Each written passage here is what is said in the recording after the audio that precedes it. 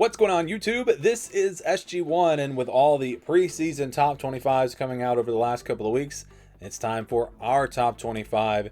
And yeah, it's game week. Week 0 is here this Saturday. We got Iowa State, Kansas State, some other games as well. Really looking forward to that game, though, in particular. Kicking off the Big 12 season. I think that's going to be a great matchup there in that one. But let's get into the rankings here and my approach here. I'm not just taking like the teams that I think are the best 25 teams. I am taking into account a little bit of last season and how teams finished. So I did want to reward some teams. Like if maybe I didn't think they were a top 25 team, but they had a really good year last year, and I'm not fully convinced that they're not a top 25 team. Maybe I kept them in there. Things like that. You know, not necessarily how I think the teams are going to finish. For example, I think Washington is going to be a top 25 team. I've got them going 9-3, but I don't have them in my preseason top 25 just because I'm not super confident and they really haven't proven anything yet. There are a few teams, though, that were not great last year that I am very confident in, and I have them in my top 25. So let's jump in. We'll start at the bottom. I've got Louisville at number 25, Colorado at number 24, Ole Miss at 23, South Carolina at 22, Illinois at number 21. So Illinois, South Carolina, Ole Miss, three teams that I don't know if they're top 25 teams. I think they have the potential to be, but I'm not really sold one way or the other. I think all three teams have decent seasons, but I don't really see any of these three teams really making a big run. I think all three of them are being overrated by a lot of people. But you have to go back to last year and what they were able to accomplish. I felt like they deserve to be in this preseason ranking. Now, how long will they stay there? We'll see. But that's kind of the case for those three teams. Colorado, I think, is a legit top 25 team. I think people are really overlooking them. I think you lose Shedeur Sanders and Travis Hunter, and you think that Colorado is going to drop off. But Deion Sanders has very quietly been building this roster, especially at the line of scrimmage. They are miles ahead, both on the offensive line and defensive lines, from where they were when he took over. So I think that they could surprise some people this year, maybe even make a run there in the Big 12. And Louisville should be pretty solid, especially on offense. I think they could be a threat in the ACC. So those are my bottom 5 teams. Let's move on now to the next 5. We've got at number 20, Tennessee, SMU at 19, Iowa State 18, Miami 17, and Indiana number 16. Tennessee, I think, is going to have a solid defense. That's why I've got them here. And then, you know, Josh Heupel's offenses are usually good. I don't think they have the firepower that they've had in previous seasons, so I don't think the offense is going to be quite as good, but it should be okay with him calling plays. I mean, this is an offense that is pretty much always good, so I'm not really concerned there, but I don't think that they're going to be like a playoff caliber team. And again, I think their defense will be pretty strong. So I think this is a top 25 team. SMU, I think, is potentially a top 25 team again this year. A lot of weapons on offense. They should be good there. One of the best offensive lines, I think, in all of college football. I don't think people are talking about them there. They're really good up front, a lot of depth. Iowa State's going to be a solid team. A lot of weapons back for them, especially in the backfield. Their run game should be really good. Rocco Becht is back at quarterback. I think the defense should be solid. Miami, it's going to be all about Carson Beck.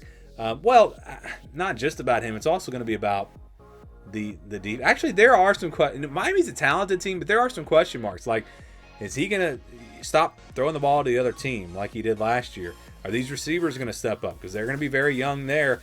And then defense, I think the talent is there. Can they come together and play as a unit? Because, again, the talent is there. This could be a pretty good Miami team, but there are some question marks. And then Indiana, I think, is going to be right back in that playoff conversation again this year. I think people are overlooking them a little bit. They reloaded this roster with some great transfers. I think they're going to be good on both sides of the ball. They've got a couple of players on the defensive side. They're going to be probably top 10 players in the Big Ten this year. So this is going to be a very good Indiana team. Do they have the depth to keep up with, the elite teams? That'll be a question when they get into those games. But I think Indiana could absolutely be back in the college football playoff this year. Let's move on. 11 through 15. Texas Tech, I've said it. I think they're the most talented team in the Big 12, but they haven't really proven a whole lot. So I'm going based on talent here. I think Arizona State at 14, maybe not quite as talented overall, but I like just the team better. They've proven it. Kenny Dillingham's a great coach. They got their quarterback back. I think both of these teams have a real shot to win the Big 12, or I think they're the favorites to win the Big 12, I should say.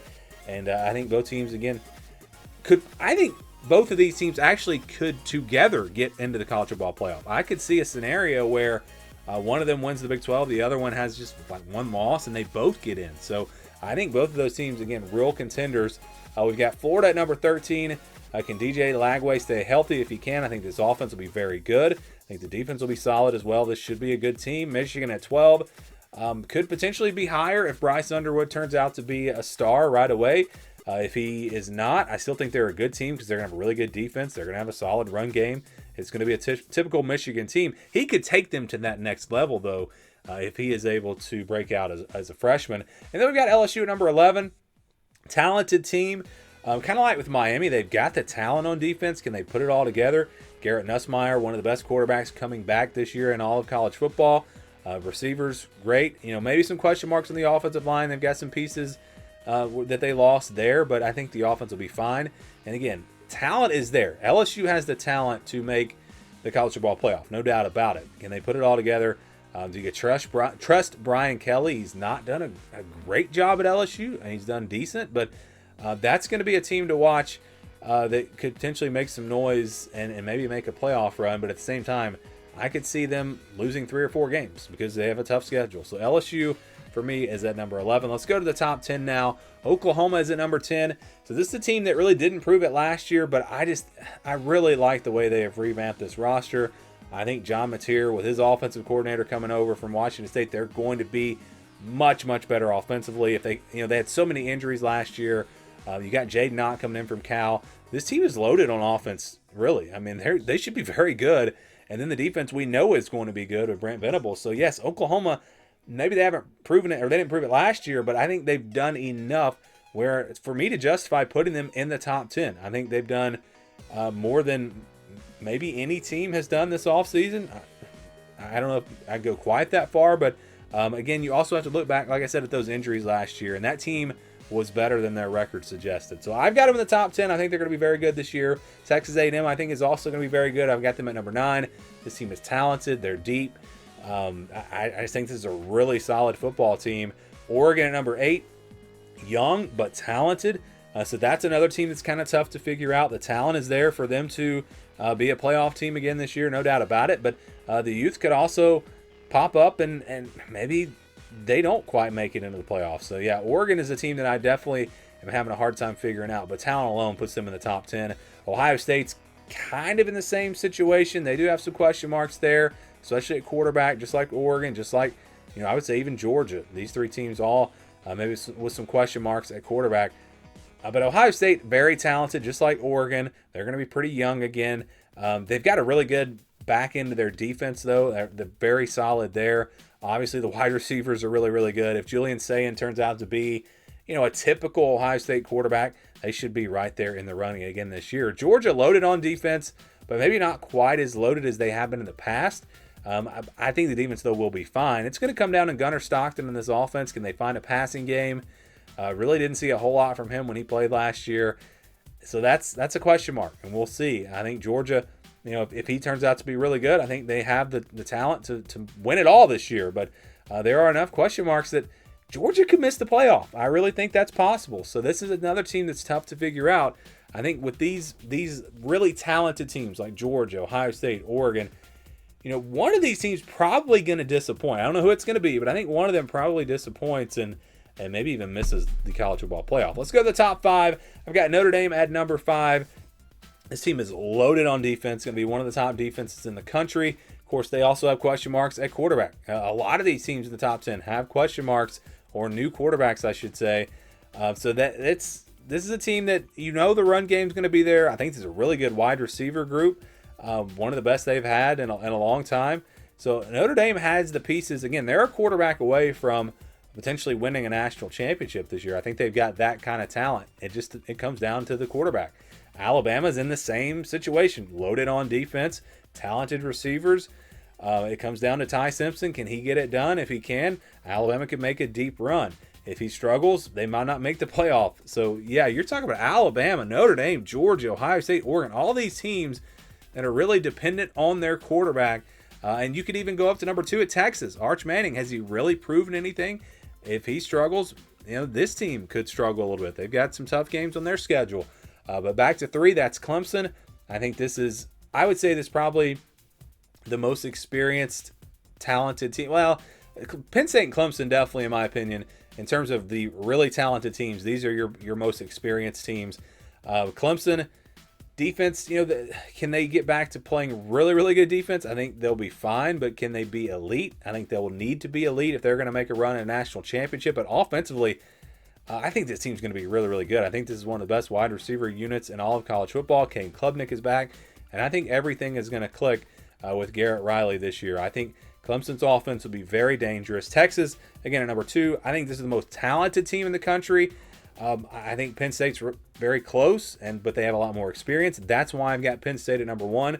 This is my team to win the national championship. I believe the AP and coaches polls had Texas 1, Penn State 2.